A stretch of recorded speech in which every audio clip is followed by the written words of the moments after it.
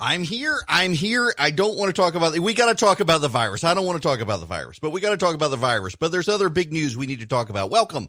It is Eric Erickson here, the Eric Erickson Show across the state of Georgia. The phone number is 404-872-0750, 1-800. That's totally the wrong number. Don't call that number. Don't call it.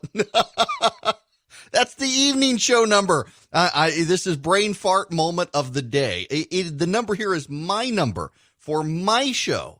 877-97-ERIC, 877-973-7425. Note to my producer, who also produces the evening show, I have to be on radio from 8 to 10 tonight as well. So what is this? 3, 4, 5, 6, 7, 8 hours of radio today for me. It'll be a fun day. That's all right. Now, I wish to discuss the Mike Flynn situation first because it's getting all sorts of buzz out there. And I just find that the takes very interesting. And if you'll allow me to be analytical about it, let me read you first how Fox News is covering it. This from Greg Ray. Headline, FBI discussed interviewing Michael Flynn, quote, to get him to lie, and, quote, get him fired, handwritten notes show. Explosive new internal FBI documents unsealed Wednesday show that top bureau officials discussed their motivations for interviewing then National Security Advisor Michael Flynn in the White House in January 2017 and openly questioned if their goal was to get him to lie so we can prosecute him or get him fired.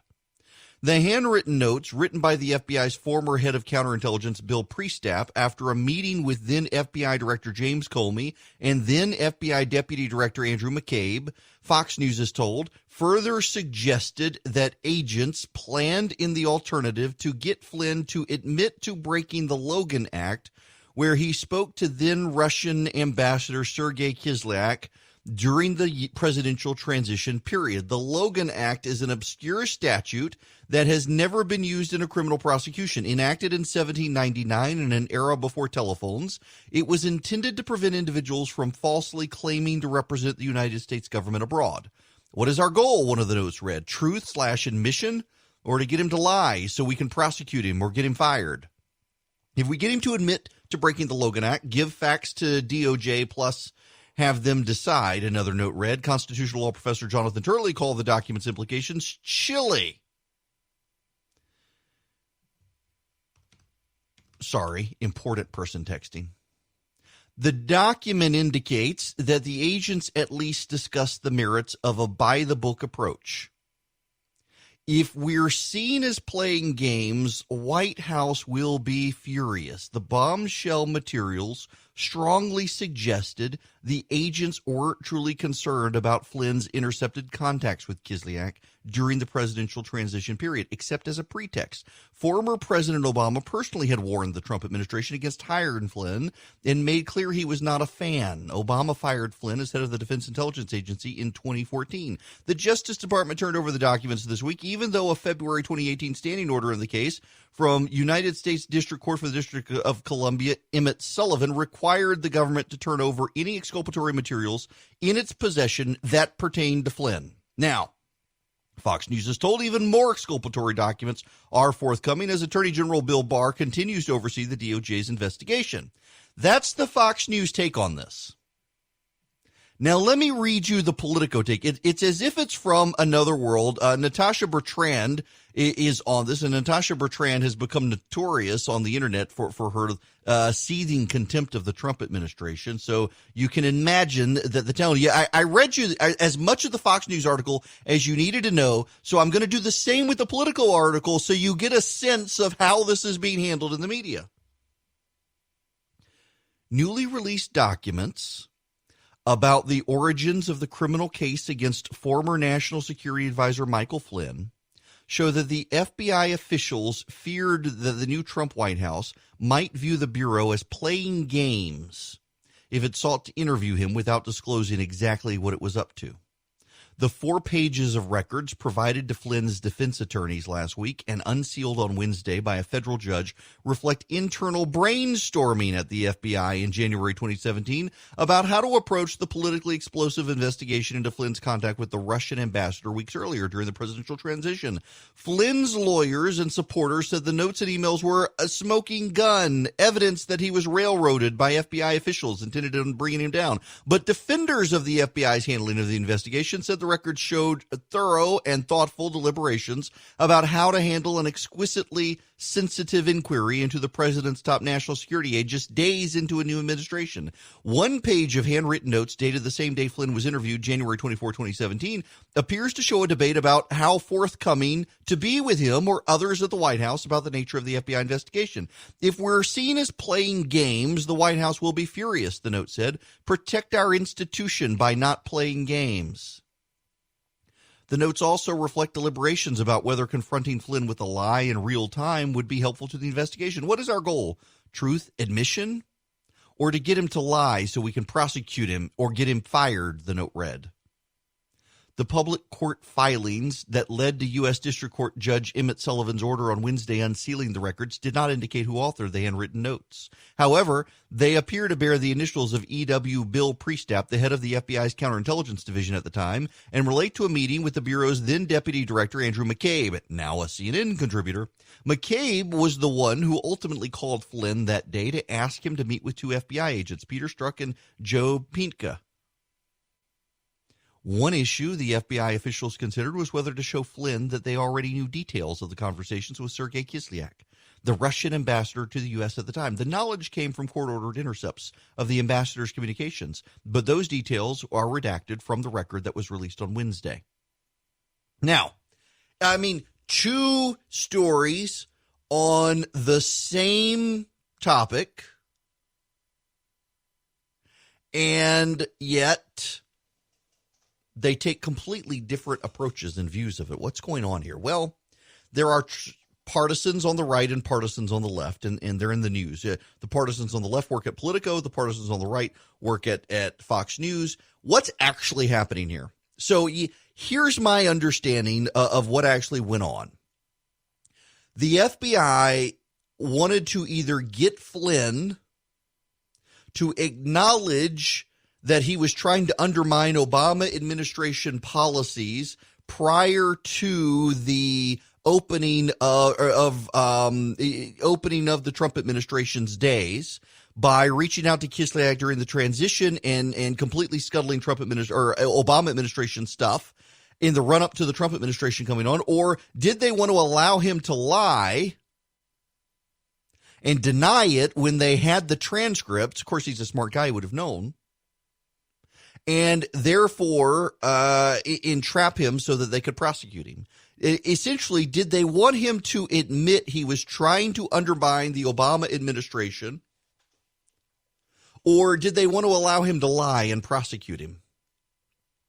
It's not that they were setting him up; it's how they wanted to steer the investigation. Did they want to reveal all of what they had to him up front? Or reveal so much, and this is key here, pay attention to this part, did they want to reveal so much that he would presume they revealed everything, but they still held back a smoking gun and tried to ensnare him in a lie so they could prosecute him? Now, the partisans at Politico say this is perfectly acceptable. This is all part of the investigation. This was not the FBI behaving badly. The partisans at Fox News and on the right with the Trump administration would say this is terrible. You need to pardon Flynn. A lot of us are saying, why did Flynn plead guilty? But ultimately, there's this. I am sympathetic to the reading that these were just FBI agents doing their job, zealously trying to advocate a prosecution of someone they didn't like. But that's kind of the problem, is it not? They went into this not liking Mike Flynn. They went into this not liking Donald Trump. They went into this believing that Donald Trump was collaborating with the Russians. I mean, what the Politico leaves out of their story is that Priestap had these conversations with Andrew McCabe and James Comey, both of whom were already under the belief that Donald Trump was some sort of collaborator with the Russians, which we now know from the Mueller investigation that wasn't true. So they went in already convinced of the guilt of Mike Flynn. And they then wanted to build a case that made it airtight. Oddly enough, wanting to use the Logan Act to go after Mike Flynn. The Logan Act is an act that gets trotted out every campaign season as someone purporting to work on behalf of the U.S. government. The Logan Act has never been enforced, and it is arguably unconstitutional. And it's also premised on the idea that one might actually be able to convey to someone else that they're on behalf of the president. The Logan Act came about in the late 1700s as there were people trying to cut deals with the French. After it looked like we were going to be at war with Britain again, people were trying to cut deals and claiming to work on behalf of George Washington. And they weren't. And there was no telegram service. It took weeks to get a ship across the Atlantic to say otherwise. And so they passed the Logan Act, making that prohibited. Well, nowadays you can pick up a phone.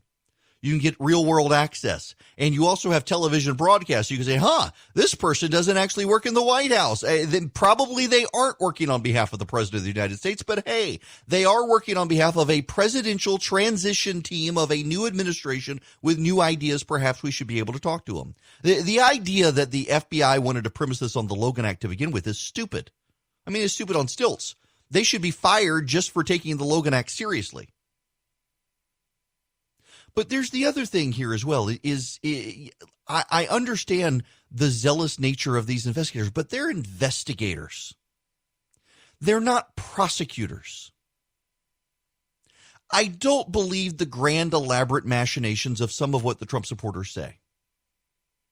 But you don't have to believe that to recognize that the U.S.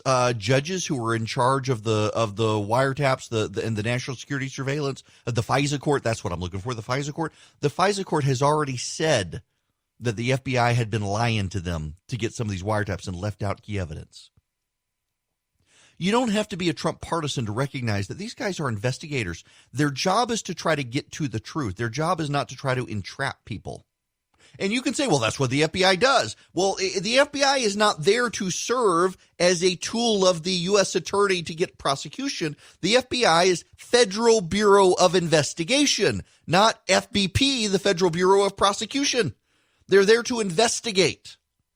So why would they hold information on the table to try to get someone to lie so that that person can be prosecuted? Because that's what the notes say, that was their contemplation. That should never have been a contemplation of the FBI. They said don't play a game, protect the institution, but that's playing a game. That's playing a game with someone's life. Take the Trump administration out of this situation.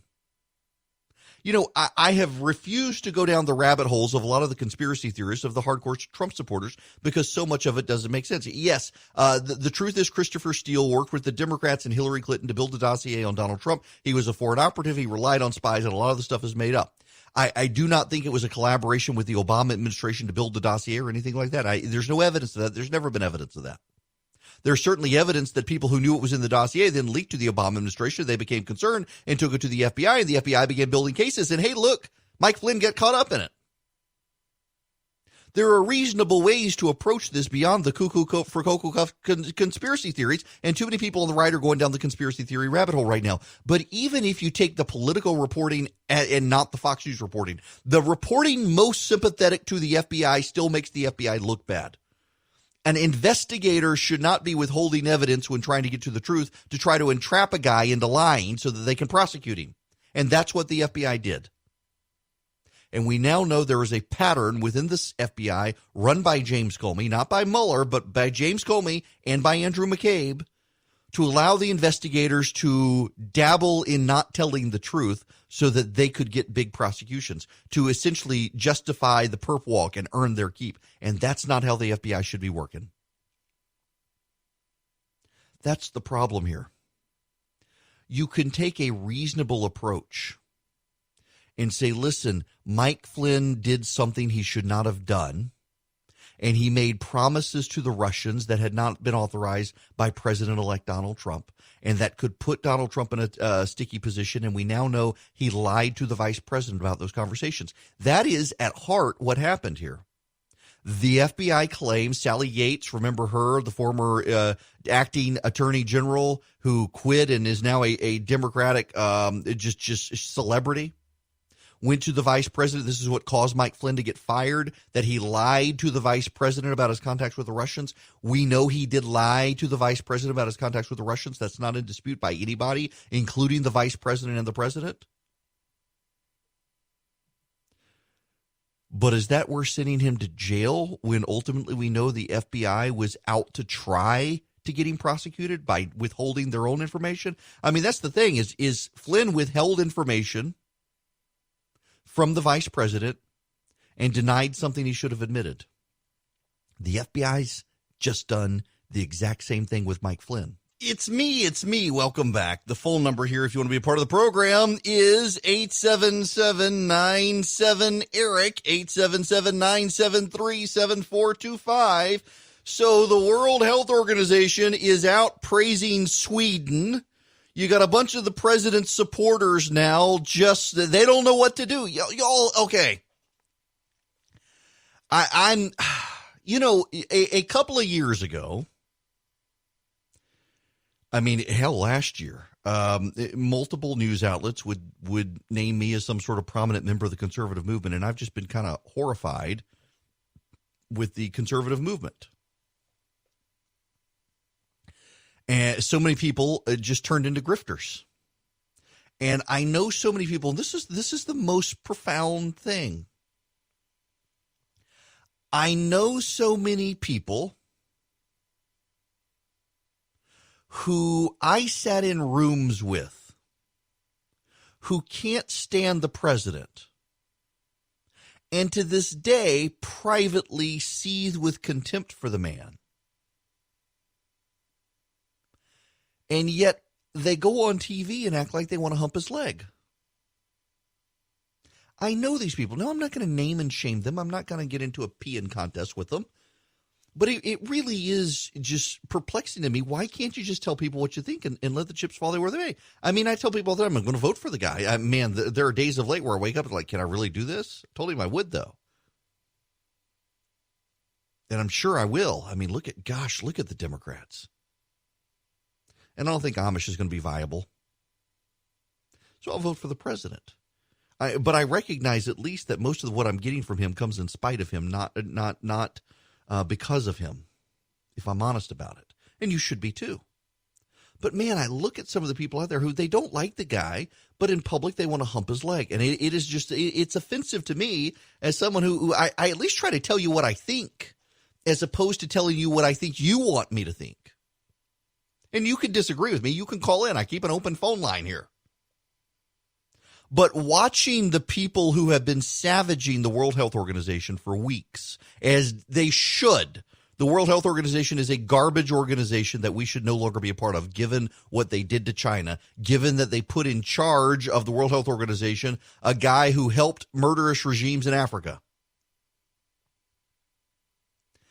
And now suddenly the World Health Organization is coming out and saying Sweden is a model of success. What? Because they've been praising Sweden, and now they find themselves in bed with the World Health Organization. And ironically, and this is where I'm going with this, the president has come out this morning and said, doubled down and said shelter in place was the right thing to do, and Sweden got it wrong. And you know what? The president's right on this. And the World Health Organization is right on this. And the people who are praising Sweden have completely misconstrued what Sweden did. And Sweden, by the way, didn't work out. Do you know Sweden has more deaths and more infections than the rest of the Scandinavian countries combined now? Sweden only has 12,000 infections, which it looks okay, except when you look per capita, it's a lot. And they've got, of those 12,000 infections, more than 2,000 people have died, most of them in senior centers. And there seem to be a lot of people willing to kill grandma these days. Sweden didn't get it right.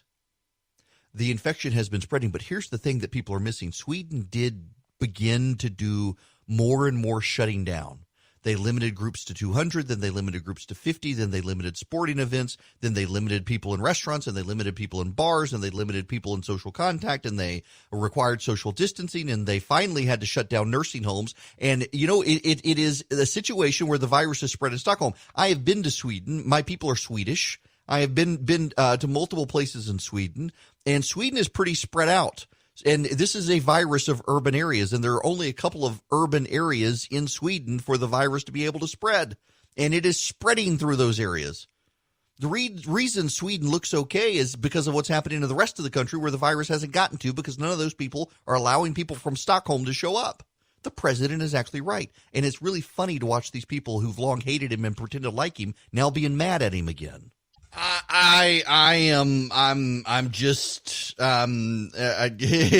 new topic. I say all the time, I start this show, I sit down in the morning as the sun is coming up and outline what I want to talk about. And inevitably I get here and the whole show, what was I going to talk about first this morning? I was going to talk about remdesivir and Ebola and the fish tank cleaner. We'll get to all of those. We will. But there's this headline that is just it's bizarre to me that this is from the Politico. I'm just flabbergasted that during this plague year there is almost never good news, only degrees of bad news. Even so, the pandemic has been different for girls and women. And then they write this: it's true that more men are dying than women from COVID-19 around the world, but that's not exactly cause for celebration. That's not exactly cause. More men than women are dying, but that's not cause for celebration. You think? My goodness gracious. And I am supposed to talk to Natasha Tynes this morning, who I believe is going to be calling in here for a minute. And I've been looking forward to talking to her, and I'm hoping she can still call in. She's got a book coming out, and you will remember her. And I'll wait for the setup when she gets here. I hope we can get her on the phone here and talk about this. But right now, I want to spend a few moments going over the data in Georgia as the governor looks like. I'm hearing a rumor. I do not know if it is true or not. But I am hearing a rumor that the governor is going to allow shelter in place to expire, except it's going to be modified. It's not going to be fully open. Essentially, go do what you need to do and go home. Don't hang out, which will raise the question of bowling alleys and theaters and stuff. But from what I'm hearing, we're going to take a very similar approach to what Florida and Alabama are doing, which is we're going to reopen the state, let people go out and about, but you're going to be encouraged to wear masks and to not loiter and to still keep social distancing wherever you go and stuff like that. So it's not going to be fully reopened. And we'll find out, I guess, later today. The governor intends to announce it later today. Now, let me give you the data here in Georgia. 143,790 tests have been conducted now. There are 25,897 confirmed cases, a total of 5,091 hospital admissions, and a total of 1,101 deaths.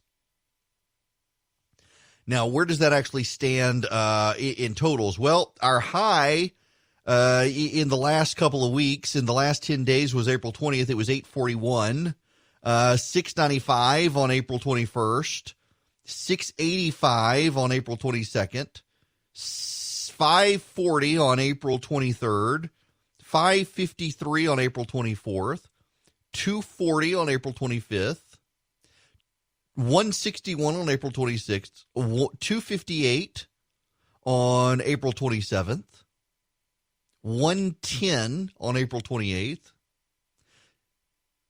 and 95 yesterday, and 6 today. Now, this is important because if you'll recall, yesterday in the morning when we started the show, there were 6. There were actually a total of 95 that day. And then the day before, the 28th, yesterday, there were 35, and it's gone up to 110. Now, why? Because it can take 24 to 48 hours to get those test results in. So the trend lines are still good. We are still in decline in the state of Georgia. And it looks more and more like the death rate is also on decline in the state of Georgia. All of this is really good news. And on top of that now, it looks like you're going to start hearing the word remdesivir. Remdesivir. It is a drug by Gilead Science. Remdesivir was a drug that they developed to fight coronaviruses, specifically SARS, MERS, and Ebola. Most specifically for Ebola. And one of the things, now I am not a doctor and I am not an epidemiologist, as you all know. I try to talk to them. I try to get educated from them.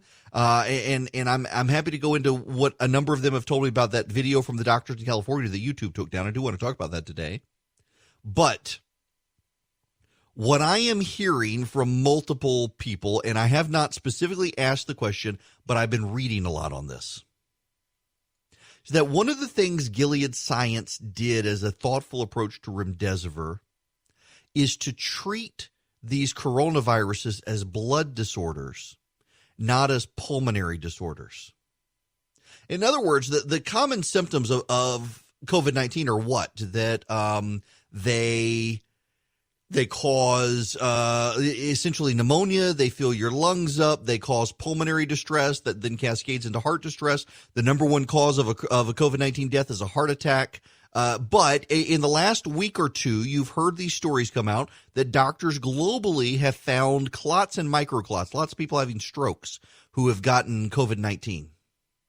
Well, Ebola is a coronavirus, and Ebola is a coronavirus that is a blood disorder. And the more we've learned about SARS, it's a pulmonary issue, but also a blood disorder. And so remdesivir has targeted that aspect of it and looks like it's working. The National Institutes of Health has more coming out of that. I want to talk a little bit more about that as we can. But my friend Sonny Bunch, who's at Rebeller Media, reached out to me a couple of weeks ago. Last week, I guess he did.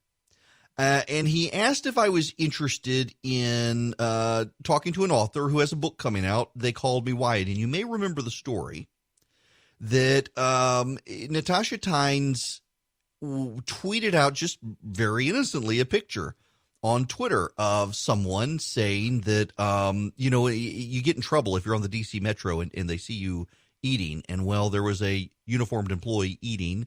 She tweeted it out, and just the Twitter rage mob came for her.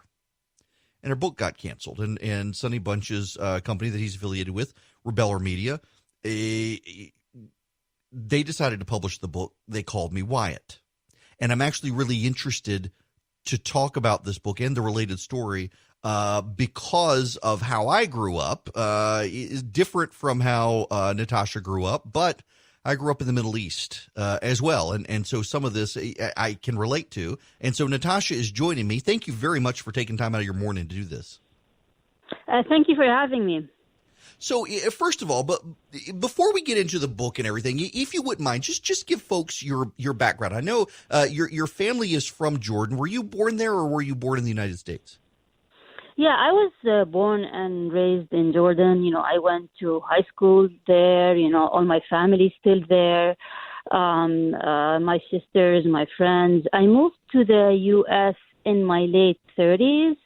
So it's been almost 15 years since I've been living in the U.S. and I'm a U.S. citizen now. But yeah, my background is, I grew up speaking Arabic, and so that's about me. So I grew up in Dubai. Moved there when I was 5, moved back to the States when I was 15. We used to have EMAC, the Eastern Mediterranean Athletic Conference, which was like our high school athletic association. We would have kids from the American Community School in Amman stay with us when kids from there would come to Dubai to participate in basketball tournaments and stuff. I have been to Amman once and absolutely love the country and love growing up over there. And so I guess there's that relevant tie there. And then I know when the tweet situation happened, you had mentioned that you didn't grow up in this country and you didn't understand that dynamic, and yet the rage mob came anyway. And I felt so much sympathy for you at the time, and remember writing about this, that I've been blasted in this country before for things I've said that they went over my head because I didn't grow up here with these dynamics, and I've living in the South, I've had to come to terms with that over time, that there are some things I just don't get. And I was fascinated by that aspect of it with you, and just I felt so bad for you at the time that the mob came. Yeah, I mean, what happened that day is I was on the DC Metro going to work, and I saw that, a Metro employee in uniform. And, if you live in DC, there's a culture of criticizing the DC Metro. Yeah. It has lots of issues. The red line is always packed. Yeah, the red line. I'm on the red line. So, I've been tweeting about the DC Metro, like, many other people in DC for years, and I never thought twice about it. Like, hey, Metro, one of your employees is eating on the train. The idea for me was like the hypocrisy of the DC Metro. And in retrospect, I should not have taken a picture of the employee. That was an error in judgment. I should have done this in a more private manner. But it was like I was rushing, and so I just took a picture and posted the tweet. And the reaction that I got, I mean, I understand the reaction that, I should not have done this in public, but the reaction that I was racist just really blew my mind. I was like, what are they talking about? And, I live in the D.C. area. It's very multicultural. There are people from every race and ethnicity. My kids' school, for example, whites are minority. So, I never thought of the woman's the color of her skin when I did that, and how it was twisted. It just shocked me, and after that, after months of me thinking about what happened, I realized that there was a conversation happening about these kinds of race issues in the U.S., especially when it comes to using social media, that I was not privy to, and I fell a victim to that complex race relationship in the U.S. And I don't really belong to any parties. Like, I'm not, the U.S. does not see me as white, and I'm not white, and I'm not African American. So the idea that I just fell in the midst of this conversation and I was attacked and was called all sorts of names. And ironically, people directed racial slurs at me, calling me terrorist, calling me like a desert dweller, Hamas, Hezbollah, Bin Laden, whatever they called me. And it was just, I was just shocked to the degree that I even got death threats. They made fun of my kids. They made fun of my husband. They called me fat. They called me, the B word. I'm not going to say these things on live radio, right. but it just was shocking to me. And in retrospect, I realized maybe if I grew up in this country, I would have been more understanding of how this would have been perceived. But I really had no clue, because I just saw her as an employee and not as a black employee like everyone thought that I saw her. It just the whole thing was unfortunate that this cancel culture is out of control, but that's not the only reason. I wanted to talk to you about all this because I do want to talk about your book, which I'm fascinated by, and let me give you a little bit of the audience a little bit of background. So this is Natasha Tynes I'm talking to, and she's an expert on the Middle East. She's appeared on national, international TV programs. She's been on PBS. She's been on Larry King Live. She's been on CBS, BBC. She's been in the Washington Post. She's been in the Jordan Times. And now you've written a book that is nothing like that about Middle Eastern expertise per se. They called me Wyatt, and is every journalist really an inspired writer behind the scenes and wants to write a book as you've done? Yeah, I mean, I think so. I when I got into journalism, because I love writing since I was really young. I started writing in Arabic in elementary school in Jordan, and I've always known that I had a talent for writing. I always used to win writing awards, and for me, thinking about my career, I started writing in newspapers when I was 18. And then I actually went to college and I did science, not even journalism. But then I started writing in newspapers, and then I got a full scholarship from the British government, and they sent me to live in London for a year and a half, where I got my master's in international journalism. But, what drew me to being a journalist was my love for writing.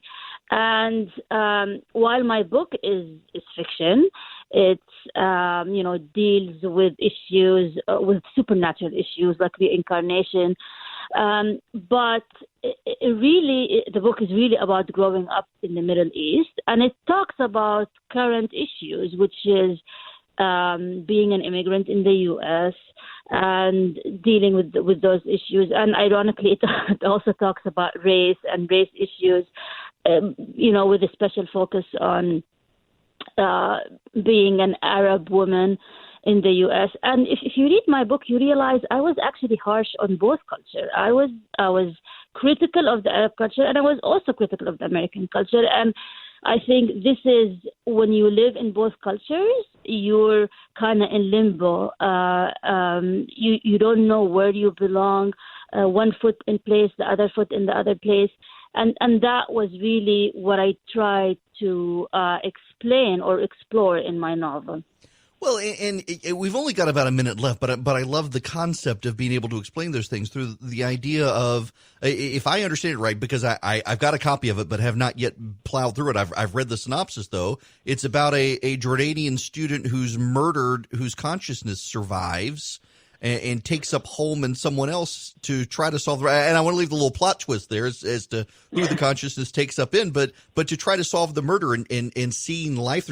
I'm fascinated by that concept. Yeah, I mean, you would be surprised that the concept came to me in a dream. I always have vivid dreams, maybe because I grew up in the Middle East. But it's the idea. It came to me in a dream, and it was so vivid, and it felt so real that I was so compelled to write it down. And I wrote it down as a short story, and 5 years later, now it is a novel. So yeah, this is how it came to life.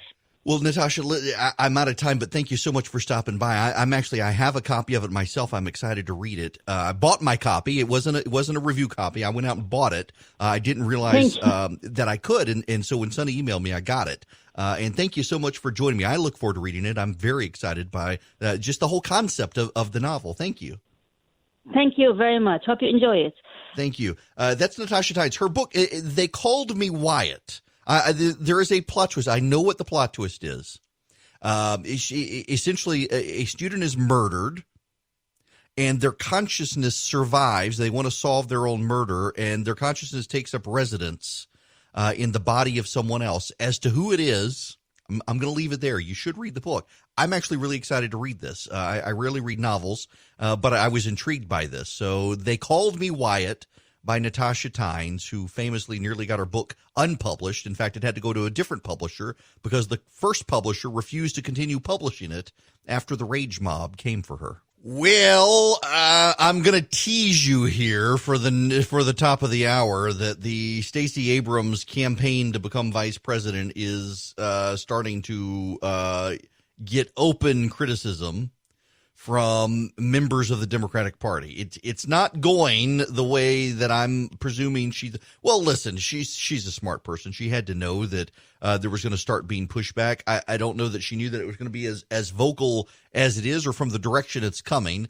I want to talk about that when we come back. Right now, though, I do want to tell you that there is some hope out there on the horizon. It caused markets to rally yesterday. Remdesivir, the drug I was talking about earlier, it is showing hope in, and this is very much like what we're seeing with hydroxychloroquine, where the reviews are still very, very mixed, if not trending towards it's not that good of a drug for use on this. But where it does seem to show some promises is towards the beginning of symptoms. If you can get it towards the beginning of symptoms, it alleviates the symptoms quickly. Remdesivir is very much in the same boat, where it looks like when people are bad off, it may not work, but if the symptoms are still mild, it may. And there's also work being done on a vaccine.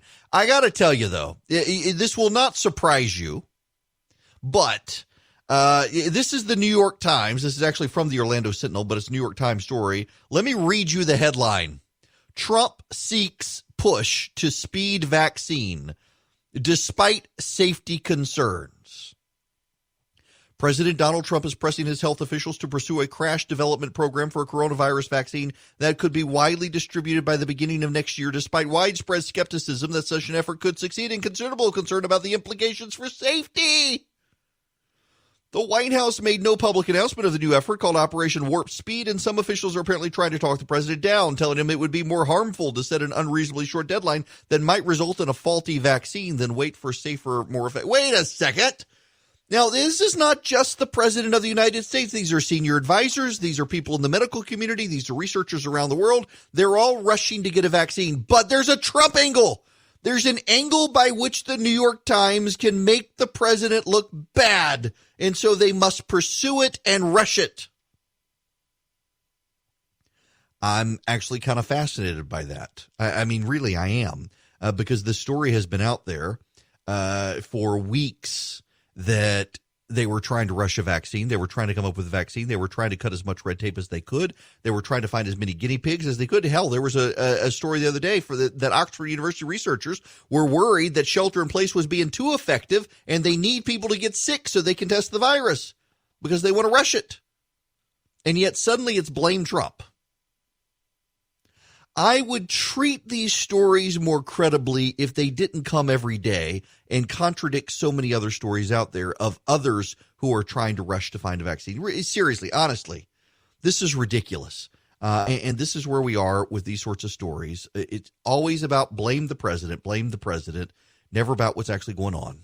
Hello and welcome. It is Eric Erickson here, The Eric Erickson Show. The phone number is 877-97-ERIC, 877-973-7425. I very much appreciate you being with me this morning, and I do need to talk about the virus, but I don't want to talk about I'm tired of talking about the virus. I'm trying to move on, and it just keeps bringing us back, doesn't it? There is news, and I do need to get to the news, and I may put it off until tomorrow, and I may interview the governor this afternoon, in which case I'll bring you that tomorrow. The governor is looking at reopening the state. Today is the last day of shelter in place, and I am hearing rumors, they are unconfirmed rumors, that we may be allowed out of our houses, but there will be modifications. It won't be just getting rid of the order. There will be some requirements on leaving your house and how to go about your daily lives. And here's the problem. So I was at I don't want to name and shame, and I'm local, so I got to be careful here. But it's relative. So I went to, my wife has a favorite Japanese restaurant last night. I went to my wife's favorite Japanese restaurant last night and got her hibachi chicken for pickup. And when you walk into this restaurant, they have chairs placed around far apart from each other in case your order's not ready. And then they have tape every 6 feet where people can stand. And if there's a line, to keep everyone socially distanced. And so I did that, and I thought, I hadn't had Chinese in a while. So there's this great Chinese restaurant in Atlanta called Lee's Golden Buddha. They have fantastic Chinese food. They're on Roswell Road in Atlanta. If you ever get there, they're my favorite Chinese restaurant. Well, in Macon, we got a Chinese restaurant that's really good. It used to be an old steak and ale restaurant. And I called, and I could tell the poor woman was frazzled. I decided I'd get me Chinese food. She was frazzled. You could tell she was answering multiple phones and largely working by herself. Well, I went and picked up my wife's food and then drove up the street to the Chinese restaurant, and they have this little anteroom. It's their entranceway, and there were people piled in there, meaning not wearing masks. I didn't have my mask on. I keep it in my car, and I just thought I'm the only one here. Well, while I was there, the poor woman was so frazzled, and other people were just coming in and talking and hanging out and waiting for their food. And this poor woman screwing around. I'm like, we're all piled in here together. And I left, and there were only a couple of people in there, and a lot of people were seeing the line, and they were going, and they were standing outside, which was smart. They were taking it on their own initiative, standing outside. But as I was leaving, there were other people coming in who clearly did not care and did not think it was a big deal. And when I left, there were these people piled in there, and I could tell the woman was having to shoo people out so that they didn't get in trouble. She was doing the best she could, but she was the only person. I felt terrible for her. I felt like I needed to go back in there and help her answer phones and take orders. And I thought, this is why the virus is going to spread again. People are stupid. People don't think it's a big deal. I know so many people who think it's not a big deal, who say only old people get it. And, there was a story in People magazine yesterday that a 29-year-old woman in Los Angeles who runs social media for People magazine died of coronavirus. 29 years old. We're going to continue in our household to largely shelter in place because people are stupid. No disrespect to the governor. Listen, I totally get it. There's the story in the Atlantic about, I was going to save this for the next hour, but let me go on and get to this as I'm rambling on about stuff. Georgia's experiment in human sacrifice. That's the actual headline in the Atlantic. Georgia's experiment in human sacrifice. And the subtitle is, "The state is about to find out how many people need to lose their lives to shore up the economy." Now, let me read you the beginning of the story. At first, Derek Canavaggio, and I don't know if I'm pronouncing his last name right or not, Derek Canavaggio thought he would be able to ride out the coronavirus pandemic at home until things were safe. As a bar manager at the Globe in Athens, Georgia, Canavaggio hasn't been allowed to work for weeks. Local officials in Athens issued Georgia's first local shelter-in-place order on March 19th, canceling the events that usually make spring a busy time for Athens bars and effectively eliminating the city's rowdy downtown party district built around the University of Georgia. The state's governor, Brian Kemp, followed in early April with a statewide shutdown, but then the governor sent Canavaggio into what he calls spreadsheet hell. In an announcement last week, Kemp abruptly reversed course on the shutdown, ending many of his own restrictions on businesses and overruling those put in place by mayors throughout the state. On Friday, gyms, churches, hair and nail salons, y'all, I'm half Cajun, half Swedish. Some days I can't talk, and tattoo parlors were allowed to reopen if the owners were willing. Yesterday, restaurants and movie theaters came back. The U-turn has left Georgians scrambling. Canavaggio has spent days crunching the numbers to figure out whether reopening his bar is worth the safety risk or even feasible in the first place, given how persistent safety concerns could crater demand for a leisurely indoor happy hour. We can't figure out a way to make the numbers work to sustain business and pay rent and pay everybody to go back to work and risk our lives, he told me. If I tried to open on Monday, we'd be closed in 2 weeks, probably for good and with more debt on our hands. How is that Brian Kemp's problem? First of all, bars and nightclubs aren't even allowed to reopen, so why are you focusing on a bar? Now, this is apparently a pub, but does it get the majority of its business from food? Because if it doesn't, it's not supposed to reopen. And then it doesn't have to. Why? This is a story written with an editorial bias to begin with. I mean, I know people who are upset with the governor for going ahead and doing this, who read the article like, this isn't even fair to the governor. This isn't even fair to what's happening. It's not. It is an editorial bias premised on, those redneck southern states are going to get everybody killed. BuzzFeed has a story out about the alliances, the Northern Alliance, the Western Alliance, the Midwest Alliance of states that are trying to get back to business. I took a screenshot of this. This is hilarious. This is from BuzzFeed. While some states may decide on relaxing their COVID-19 restrictions individually, others, including Michigan and Minnesota, have joined regional alliances to coordinate their plans. This chart shows the trajectory of new cases for these regional groups. The Western group comprises California, Oregon, and Washington. The Midwest group includes Illinois, Indiana, Kentucky, Michigan, Minnesota, Ohio, and Wisconsin. And the Northeast group is Connecticut, Delaware, Massachusetts, New Jersey, New York, Pennsylvania, and Rhode Island. Where's the South? Where's the South in this? They're nowhere. They're not listed. You've got Georgia, Florida, South Carolina, Alabama, Mississippi, and Tennessee, and possibly now Arkansas, coming together in a regional alliance. And BuzzFeed ignores them as if they don't even exist. Now, in fairness, as a friend pointed out, the last time southern states got together in a regional alliance, it didn't go so well. Well, for them, I'm talking about the SEC. It went badly for them because they weren't in the SEC. But you know what he was talking about. You know what he really meant. And that's fair, but still. I have a sneaking suspicion, I do, that there is more data out there. Yeah, so I spend most of my day, in fact, I got to rebut the Dr. Fauci conspiracy theory here in a moment that's taking hold of stuff. But before I do that, I have a little bit of a conspiracy theory. It's not much of one, but if the data is true that sunshine and heat and humidity will curtail the virus, southern states stand to benefit. Now, why the southern states? Why not Arizona? And why not New Mexico? Well, because it seems to be a combination of heat and humidity.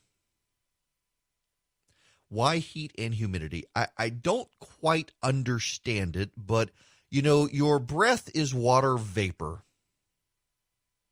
And the virus gets into the water vapor of your mouth, and you expel that water vapor with the virus. And people inhale it, and they get it.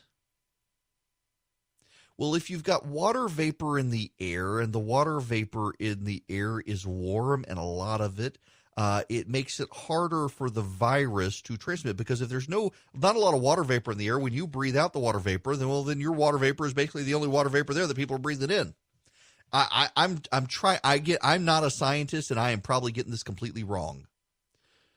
But humidity and high temperature seem to help. Now, I have said several times here, what about Singapore? Singapore has high humidity and has been hot. It's been in the 90s, and the virus is spreading there again. And multiple reporters have pointed out to me the reason it's spreading in Singapore is because of migrant work tenements where people are living together in large complexes. You've got 10 people living in a bedroom, and they're spreading it among themselves. It's the migrant worker spread. It's not the residential spread. And it's because of the clusters and living conditions. So there is data to suggest that otherwise it's going to work, that heat and humidity work. And if so, then the South is going to be okay. If that's true, the South will be fine. Georgia will be fine. If that's true, there's still a lot we don't know. But part of me just wonders if in the back of their mind, some of these reporters realize this, that the South has an advantage that the Northwest and the Northeast don't have. The heat and humidity of the South will actually help them when the virus tries to spike, that we will have warm weather. Let me pull this up on my handy dandy laptop right here in front of me. Because, we had these storms come through. And now what's the weather forecast? It's going to be in the 80s by Sunday, 79. That's Atlanta. What about Macon? In Macon, it'll be 75 tomorrow, and then 81, and then 86, and then 88. In Athens, it's going to be in the 80s, 86 on Sunday, and gorgeous in Athens, sunny. In Clarksville, it's going to be 82 and gorgeous. In Rome, it's going to be gorgeous and 80. It's going to be in the 80s. It's going to be beautiful. People are going to want to be outside. The weather is going to be warmed up. Keep your social distance. And maybe the weather, the humidity, the heat of the summer in the South is going to actually help us. And it's just interesting to me how so many people in the media, they want to run these crummy stories about Georgia. By the way, Colorado and other states, you're not hearing these stories about these states. You're not hearing stories about Colorado. I wonder if it has anything to do with the Democratic governor there as opposed to the Republican governor who had the audacity to beat Stacey Abrams. Pretty sure that has a lot to do with the coverage of Georgia right now. But a lot of reporters are just ignoring the South altogether. And yeah, there's some contemptuousness of the South. I get that. There's contemptuousness of Trump country. But I really do think that a lot of it, they're kind of ignoring the South because they realize there is a latent advantage to the heat and humidity of the South when it comes to fighting this virus. If the briefing from the White House last week, the Clorox briefing, was right, the doctor said that we're seeing heat and humidity actually does work to lower the transmission of the virus. That means the southern summer is going to give us an advantage that New England and the Northwest don't have. Northern California doesn't have that. Northern California is in the 70s and foggy all the time. And so they got to just ignore us altogether. That's my conspiracy. I realize I am saying it's a conspiracy theory because I got no evidence of that. But it is curious how much of the media is just completely ignoring the South now in its coverage of the viral spread. Man, poor old Chris Hayes on MSNBC. I woke up this morning. He's still trending. Chris Hayes is still trending on Twitter. Why? Because of this monologue. Things should be believed on its face, but that you do have to fight yourself when you feel that impulse. You have to do that in order to take seriously what is being alleged and what the evidence is and to evaluate it. And that is the case with the accusation by a woman named Tara Reid against Joe Biden. Reid briefly worked as a Senate aide in Biden's office in the early 90s. Last year, she told a California newspaper that in 1993, Joe Biden, quote, touched her several times, making her feel uncomfortable. Now, at that time, Reid was one of several women who came forward around that moment with accusations against the former vice president of inappropriate sort of over-physicalness, touching, kissing, or hugging that they say made them feel uncomfortable. Then last month, she made a much more serious allegation, telling first a podcast and later the New York Times that in 1993, Joe Biden pinned her to a wall in the Senate building, reached under her clothing, and penetrated her with his fingers. Reid told the Times that she filed a complaint with the Senate that same year about what happened with Biden. Quote, she said she did not have a copy of it and such paperwork has not been located. Now, Reid also said she complained to Biden's executive assistant, as well as to two top aides about harassment by Mr. Biden, not mentioning the alleged assault. All three of those people who were interviewed by the Times deny having a memory of a complaint. A spokeswoman for Joe Biden says the allegation is false, and they have strongly denied it. This week, there was also a new development in the story, and that is that Tara Reid's former neighbor at the time went on the record with her name telling Business Insider that in 1995 or 1996, a few years after this, that Reid told her she had been assaulted by Biden. NBC News reached out to Reid's neighbor, who later confirmed by text message the story. This on-the-record reporting from a neighbor, a roughly contemporaneous relaying of the story, has rightly occasioned a new round of coverage and scrutiny, while also creating some serious tension within the progressive coalition about how the Biden... And that clip cuts out there. You get the sense of it, though. He's in hot water with the left today for daring to broach the subject of what happened. It really actually is kind of amazing that we're in this divide. You know, the one of the founding members of the Me Too movement is really standing with Biden. This is from Discern, the founder of the Flashpoint Me Too movement, which has succeeded in exposing countless male sexual predators across the country and the world, is refusing to denounce Joe Biden, even as he stands accused of sexually assaulting one of his aides in 1993. Tarana Burke, who is generally seen as the primary activist for the Me Too movement, said that voters should not focus too much on the allegation of Biden's accuser, Tara Reid. The defense of Joe Biden shouldn't rest on whether or not he's a good guy or our only hope. Instead, he could demonstrate what it looks like to be both accountable and electable. Burke notes Reid has been afforded the opportunity to speak her truth. Biden has not yet been asked about any of this stuff. And Alyssa Milano is coming out. You know, Alyssa Milano was Believe All Women, and Hollywood is full of predators, and we need to bring them all down, and women need to stick up for women. And, man, she is not sticking up for Tara Reid. She is throwing that woman under the bus. Wants nothing to do with her. Wants to defend Joe Biden. Does not want to live up to her own standard. And I actually want to spend a little bit of time on that when we come back. And I need more time than I got right now. I want to take your comments and calls as well. 877-97-ERIC, 877-973-7425. Let me play this, though, by Jonathan Karl on ABC News. I've known you a long time. Some of our viewers are going to watch this. They're going to say, Justice Kavanaugh was treated horribly by the media. Joe Biden, they think he's getting very light treatment. And they see you and some of your colleagues in that briefing room, and they say, you're just playing gotcha. Here's your fair chance to respond. Well, look, in fact, ABC News just is about to post a story on the allegations against Joe Biden.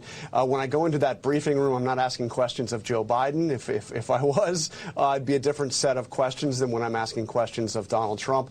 There is no question, Ed, that these allegations against Vice President Biden are going to have to be answered for. He's going to have to answer these questions.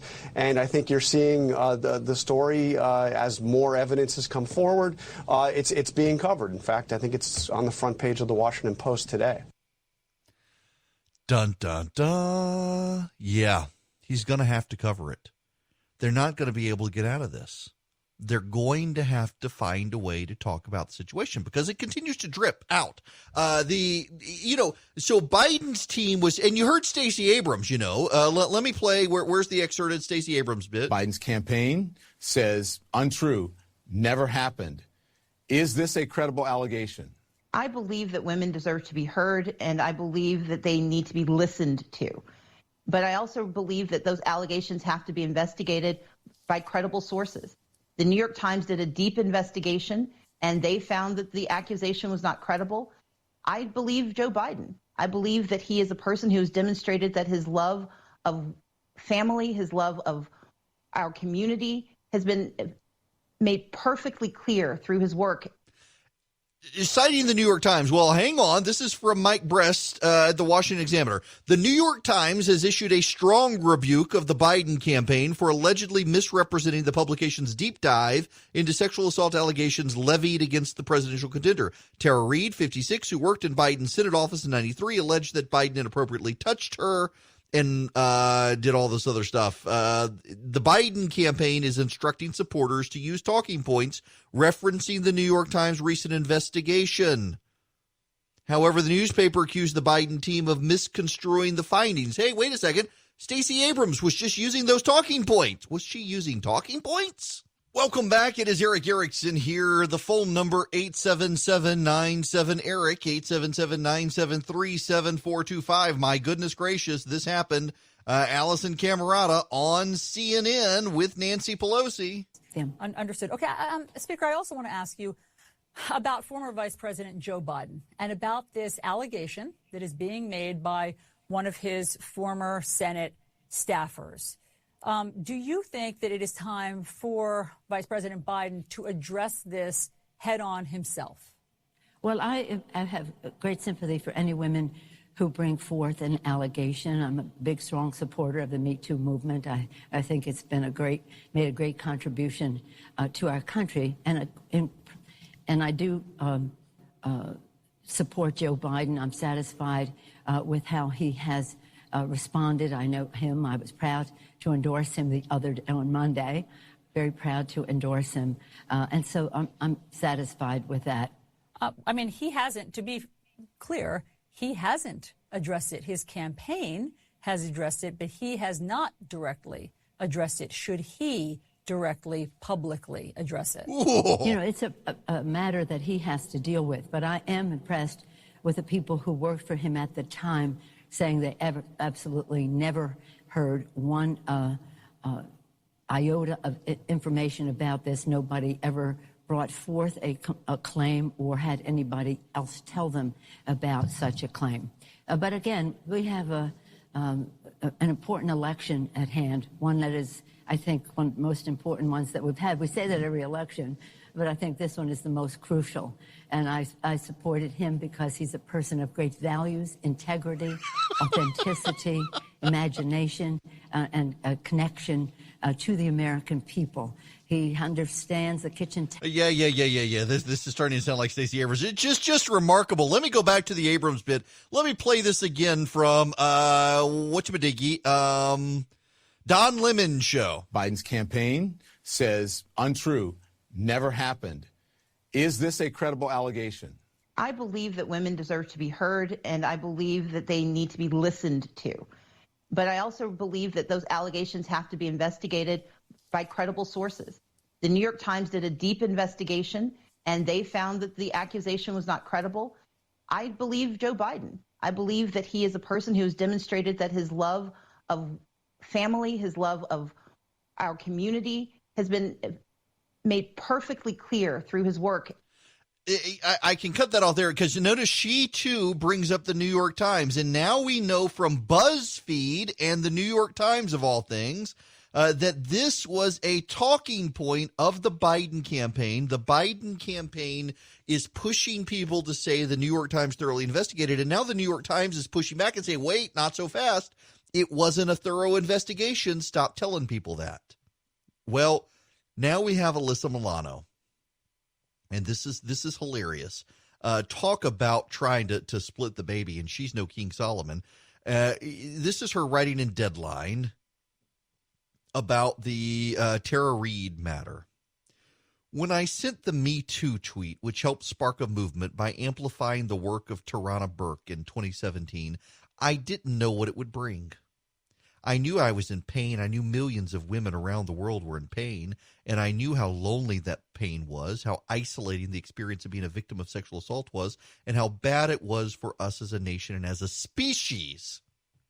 But then it took off, and as a moment became a movement that had been relegated to the shadows by a patriarchal system, and we stepped out into the light together. It was breathtaking and powerful and changed the world. It also changed me. Isn't it instructive that conversations about gender violence continue to haunt men of power when we live in a culture whose structure fundamentally thrive upon the objectification and oppressive woman? It is not surprising that men who participate in these practices find great success in life. Blah, blah, blah, blah, blah, blah, blah. But here we go. Get ready. As an activist, it can be very easy to develop a black and white view of the world. Things are clearly wrong or clearly right. Harvey Weinstein's decades of rape were clearly wrong. Donald Trump's alleged sexual assaults were clearly wrong. Brett Kavanaugh's action, told consistently over decades by his victim and supported by her polygraph results, were clearly wrong. So were Matt Lauer's, Bill Cosby's, and so many others as we started holding politicians and business leaders and celebrities around the world accountable for their actions. It was easy to sort things into their perspective buckets. This is wrong. This is right. Holding people accountable for their actions was not only right, it was just, except it's not always so easy. And living in the gray areas is something we're trying to figure out in the world of social media. And here's something social media doesn't afford us: nuance. The world is gray. And as uncomfortable as that makes people, gray is where the real change happens. Black and white is easy. Gray is the place women can come together out of the glare of the election and speak our truths, our doubts, our hopes, our convictions, and test them against the light and the dark. Oh, good Lord. Here we go. It's not up to women to admonish or absolve perpetrators or to be regarded as complicit when we don't denounce them. Nothing makes that clearer than the women who are still supporting Joe Biden, even with these accusations. Hillary Clinton, Kamala Harris, Stacey Abrams, Amy Klobuchar, Nancy Pelosi, and Elizabeth Warren have all endorsed Biden and, like me, continue to support him because it's an impossible choice. It falls upon women to navigate within the system of men's design, to make pragmatic choices that we hope will lead us to a more equal future. I still support Joe Biden because I believe that's the best choice for that future. And again, it's not up to women to absolve perpetrators. How do progressive women choose between the blankety-blank grabber in chief who's done so much to damage our country and a man who's had allegations made against him? In a black and white world, we'd have a woman to rally behind to replace Trump instead of an electoral college which says white men are the people driving the charge yet again this year. The allegations against Joe Biden concern me deeply. He's a man I know, respect, and admire, and who I can't picture doing any of the things of which he's accused. But I've thought that before and been wrong, and sexual assault is always wrong. This is the position we're in as women, but make no mistake, it's not because of women. It's the men's fault. It's the men's fault. Oh, my goodness. As far as his accuser, I want every survivor to have space to tell their story. But I also don't want her to be fodder for the machine. And I honestly don't know what's next. Believing women was never about believe all women, no matter what they say. Yes, it was at the time. It was about changing the culture of not believing women by default. It was about ending the patriarchy's dangerous drive for self-preservation at all costs. Victims be damned. It's okay to be confused by the complexities progressive women face at every choice. It's okay to feel like there's no right way out, just the best way available. It's okay to look at evidence and come to your own conclusion. It's okay to vote the way you want, and it's okay to wish it was also very different. I want powerful men and women to continue to be held accountable for their bad actions. I want victims to be free to be heard. I want there to be honest process of proving out accusations one way or the other, and I want to keep having the conversation. Great googly moogly, y'all. My head hurts. That's a long way to say, yeah, Joe Biden maybe did it, but the other guy's worse. But she doesn't really want to say that, does she? I don't even know how many words this was. Let's see. Dun, da, da. I'm doing this on the fly. Why? Because there's always a method. Well, there's not always a method of my madness. Let's be honest. Who am I kidding here? But still, you get my point. This is approximately 1,183. Oh, let's cut all that stuff out right there. 1,082 words.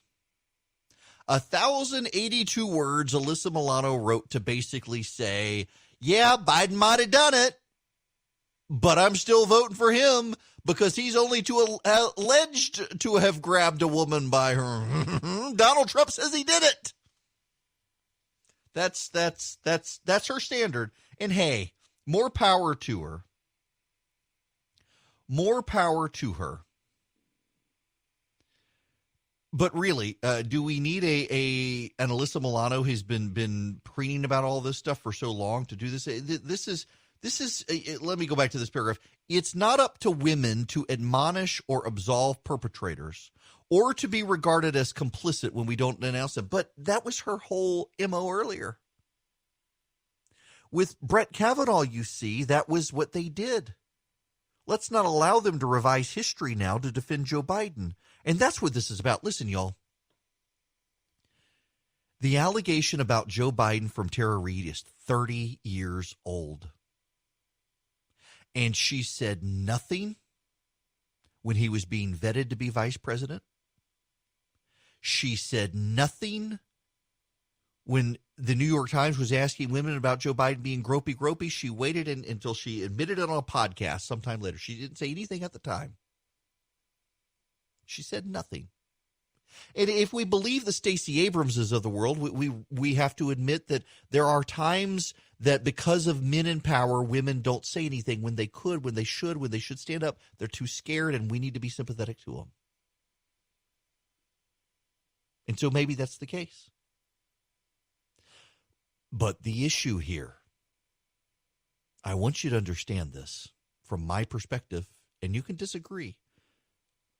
But from my perspective, the issue here is not that Joe Biden sexually assaulted Tara Reade 30 years ago any more than it is that Brett Kavanaugh sexually assaulted Christine Blasey Ford 40 years ago. That's not the issue.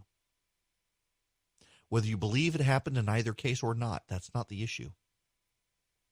The issue here is the very same people who condemned Brett Kavanaugh are given a pass to Joe Biden.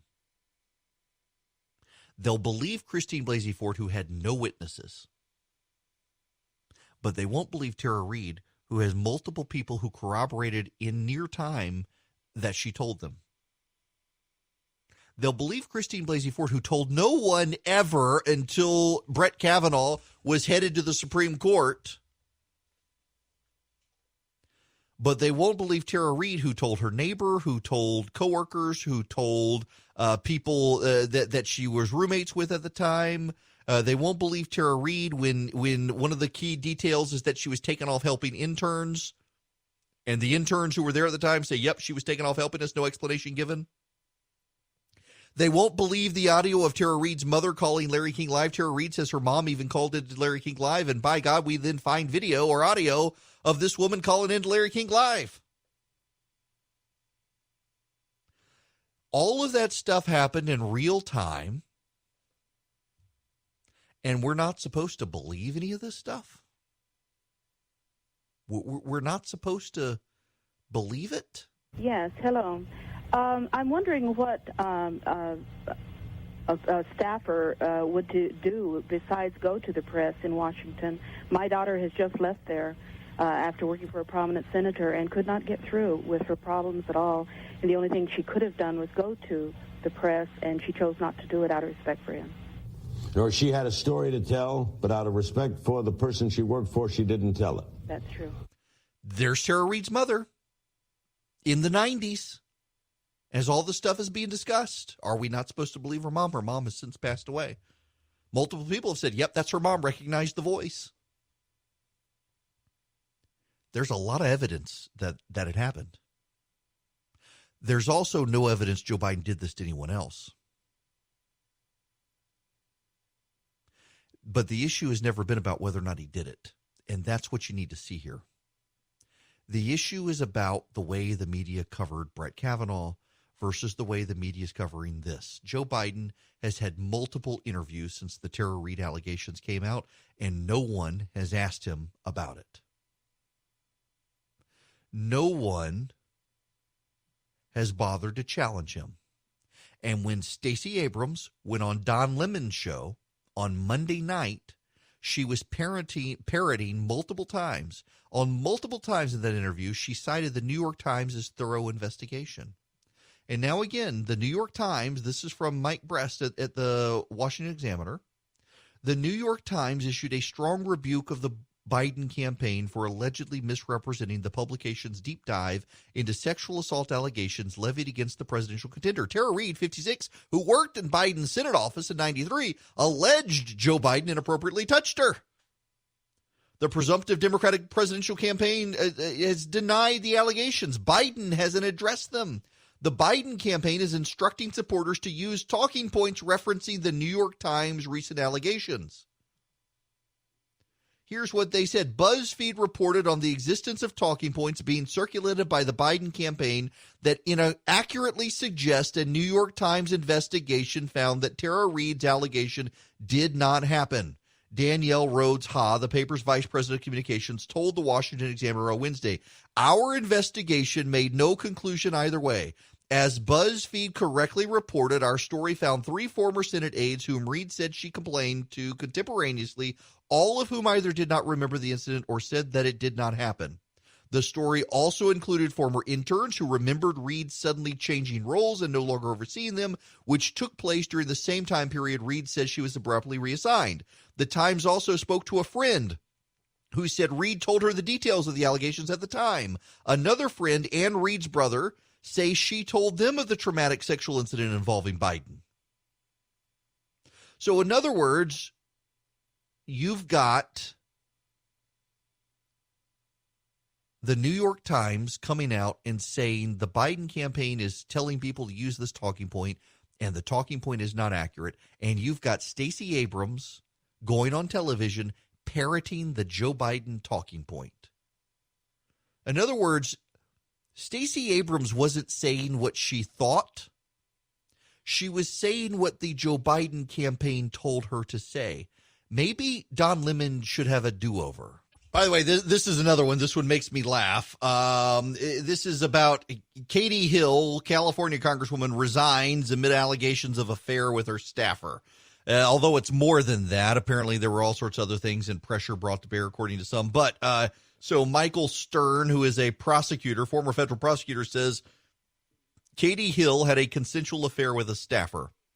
Kavanaugh was credibly charged with attempted rape.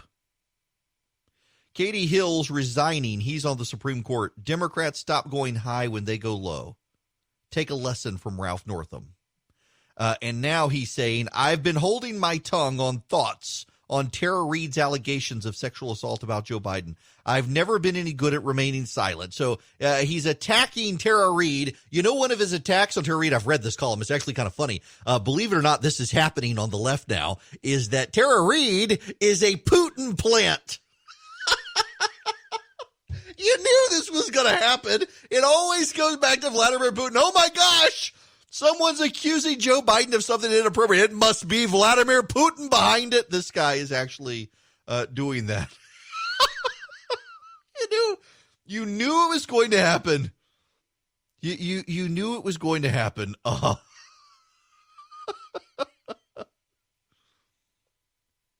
It's always Vladimir Putin's fault, people. Little Pooty Poot. He's in charge of everything. If something bad happens, it's Putin. Oh, my goodness gracious. I wonder how much longer we're going to hear stories of, do you know why southern states are recovering faster from coronavirus than New England and the Northwest? Russia's been helping.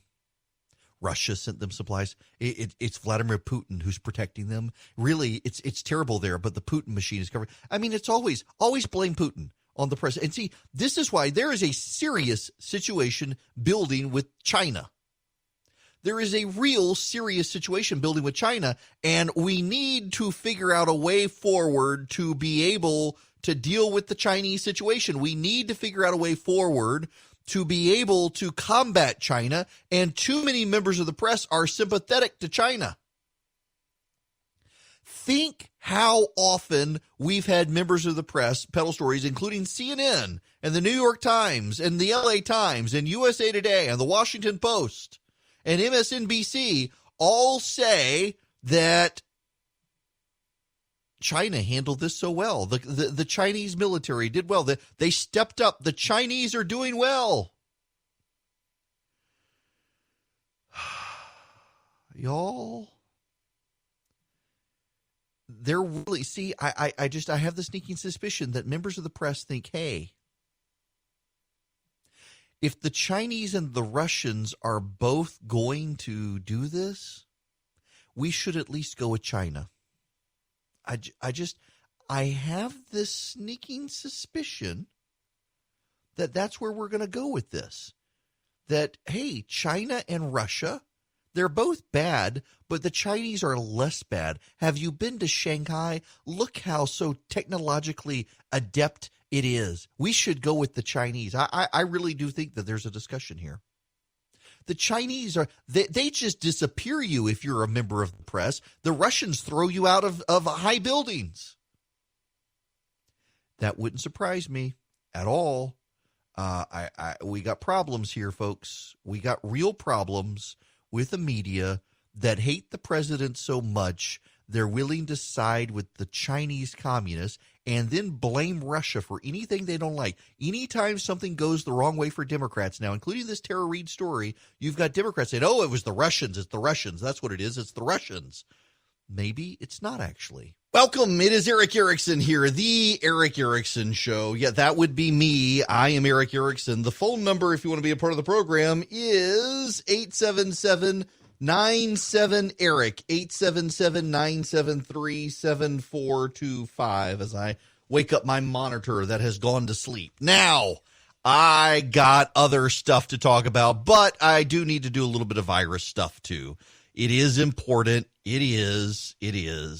Let me give you some of the audit trail for the state of Georgia.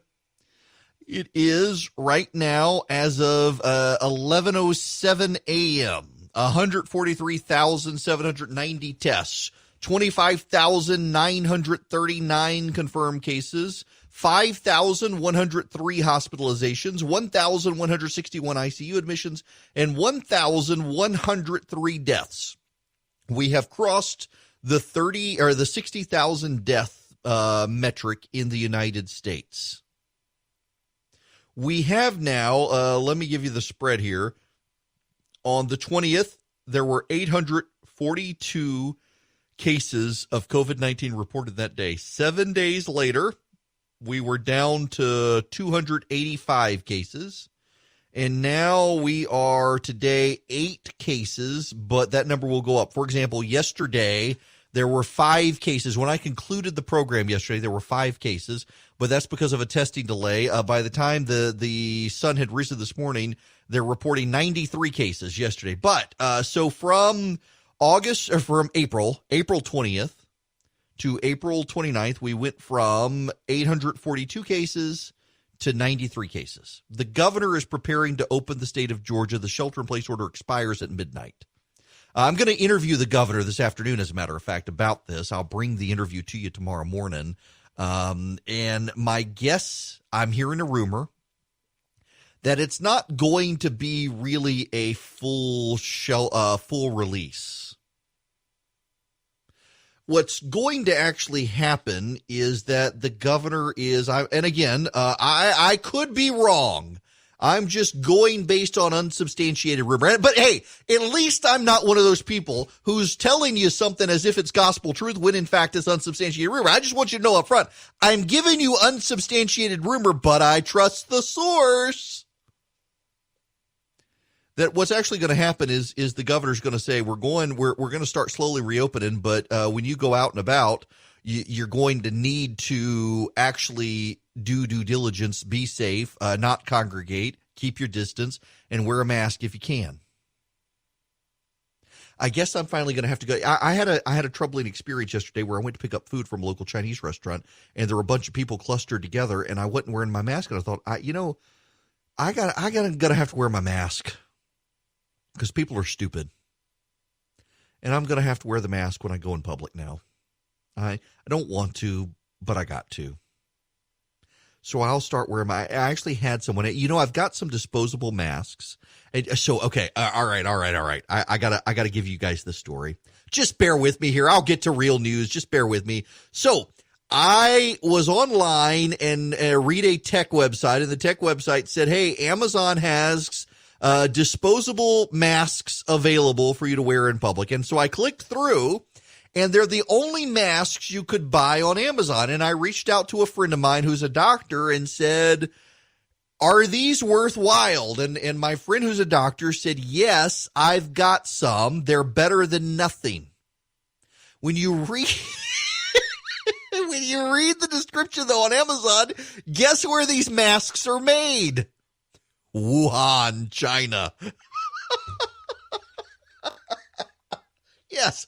And they say they're not surgical grade. They provide some filtration. They're better than cloth, but they're not as good as regular. Well, you can't find surgical masks, and the doctors need them anyway. So these are better than cloth, better than nothing, better than cloth, but not as good as surgical. And they have some filtration in them, but not surgical filtration. And so I bought some. Well, there was a conversation on the Nextdoor app of, can anybody find masks? Well, I put up a thing and said, listen, I know people are looking for masks. I found these on Amazon, a box of 50, and you can buy them if you want. Well, some woman got, these are made in Wuhan, China. It'd be better off wearing nothing than wearing these masks. Holy Lord, don't buy them then. I don't care. My doctor told me that they're better than nothing. They're better than cloth. They're not as good as surgical masks, but they're good. He's got some. Same brand, too. He's got them. So I got some. But, man, these people on Nextdoor went nuts. Now, for those of you who aren't familiar with Nextdoor, Nextdoor is like Facebook, except for people in your neighborhood. And so it tends to be more civil because it's all your neighbors. Well, these people, they came and go, these are made in China. I'm not buying anything from China. I would rather go without. Okay, go without. I don't care. People were just asking if anybody knew where masks were, and I put up a link on Amazon and said, I got these. My doctor said they're okay. That they're not as good as some. And, yes, full disclosure, they're from Wuhan, China. But did you know that like 80% of surgical masks in the world are made in Wuhan, China? I didn't actually know that. There's a story in the Wall Street Journal when we talk about becoming medically sufficient in this country to make stuff for ourselves. That's one of the things is medical supplies. Overwhelmingly, Wuhan was known for making medical supplies, including masks and surgical gowns and stuff. That's where so many of them come from. And so naturally, someone said, what if they said the virus on them? You don't order them then. Leave me alone. I'm just trying to, good Lord, people go nuts.